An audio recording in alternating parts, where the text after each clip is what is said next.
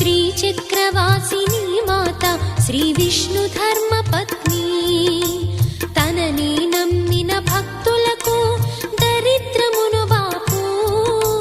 కొలిచెడి వనితల కొంగులలో బంగారము నింపు అష్టలక్ష్ముల రూపున అవతారం దాల్చినది కష్టములను తొలగించగా భూమిలో వెలసినది లక్ష్మీదేవి కథా శ్రీ లక్ష్మీదేవి కథా